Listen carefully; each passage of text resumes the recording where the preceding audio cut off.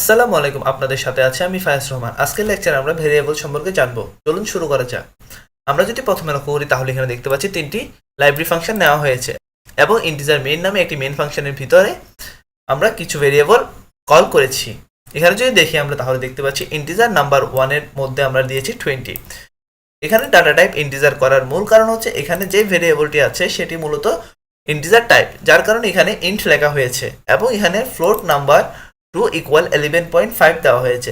যেহেতু এই নাম্বারটি ফ্লোট টাইপ সেজন্য এখানে ফ্লোট দেওয়া হয়েছে এবং এরপরে একটি ক্যারেক্টার টাইপ নেওয়ার জন্য এখানে 4 দেওয়া হয়েছে, ক্যারেক্টার ইকুয়াল বি। আমরা যখন কোনো ক্যারেক্টারের ভ্যালু নেব তখন আমাদের সিঙ্গেল কোটেশনের মধ্যে সেই ভ্যালুটি রাখতে হবে। আমরা যদি এখানে ডাবল কোটেশন দিই তাহলে এখানে এরর শো করবে।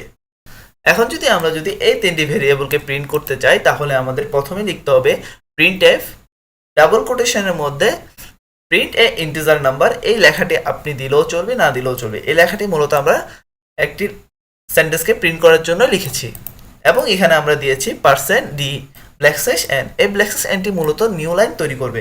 এখন এখানে আপনারা দেখতে পাচ্ছেন %d। এই %dটি মূলত ইউজ করা হয় যখন কোনো ইন্টিজার ভ্যালুকে প্রিন্ট করবে, তখন সেই ক্ষেত্রে %d ব্যবহার করতে হবে।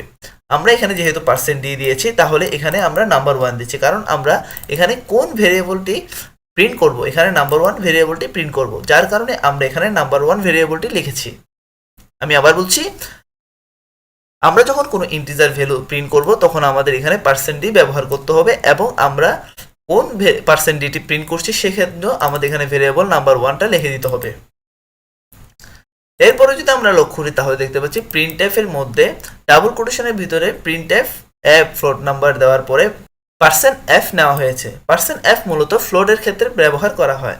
যেহেতু আমরা এখানে নাম্বার 2 ফ্লোট নাম্বারটি ব্যবহার করছি তাই এখানে নাম্বার 2 দেওয়া হয়েছে। এখন আমরা যদি আপনাদের একটু প্রিন্ট করে দেখাই তাহলে এই দুটি ক্ষেত্রে আপনারা লক্ষ্য করুন। এখানে দেখতে পাচ্ছেন এখানে 20 ইন্টিজার নাম্বারটি প্রিন্ট হয়েছে এবং এখানে ফ্লোট নাম্বারটি 11.500000 শো করছে। এটি শো করার কারণ হচ্ছে আমরা এখানে পার্সেন্টের পরে কত ভ্যালু শো করবে সেটি বলে দিইনি। আমরা যদি পরবর্তী প্রিন্টএফ এর দিকে লক্ষ্য করি তাহলে এখানে দেখতে পাচ্ছি %.2f দেওয়া হয়েছে। এখানে %.2f মানে পয়েন্টের পরে দুটি সংখ্যা প্রিন্ট করবে। আমরা যদি এখন রান করে দেখি তাহলে এখানে দেখতে পাচ্ছেন 11.50 মানে পার্সেন্টের পরে 50 মানে দুটি সংখ্যা নেওয়া হয়েছে, যার কারণে এখানে আমরা %.2f দিয়েছি। এখানে আমি যদি %.2f না দিয়ে যদি %.4f দিতাম তাহলে আমার পার্সেন্টের পরে 4টি সংখ্যা শো করতো। এখানে দেখতে পাচ্ছেন আমরা পার্সেন্টের পরে 4টি সংখ্যা শো করছে। আমরা এখন পরবর্তী লাইনে লক্ষ্য করি তাহলে এখানে দেখতে পাচ্ছি প্রিন্টএফ এর পরে ডাবল কোটেশনের মধ্যে %c নেওয়া হয়েছে। %c মূলত ব্যবহার করা হয় কোনো ক্যারেক্টার প্রিন্ট করার জন্য। এখানে যেহেতু আমরা 4 এর ক্যারেক্টার ভেরিয়েবলটি প্রিন্ট করব সেহেতু এখানে ক্যারেক্টারটি দিয়েছি। এখন আমি এখানে আপনাদেরকে প্রিন্ট করে দেখাই তাহলে এখানে দেখতে পাচ্ছেন b ভেরিয়েবলটি প্রিন্ট হয়েছে। দেখুন আমার এখানে b আছে, যার কারণে আমার এই জায়গায় b ভেরিয়েবলটি প্রিন্ট হয়েছে। এভাবে আমরা মূলত ইন্টিজার, ফ্লোট, ক্যারেক্টার এইসব ভেরিয়েবলগুলো প্রিন্ট করতে পারি।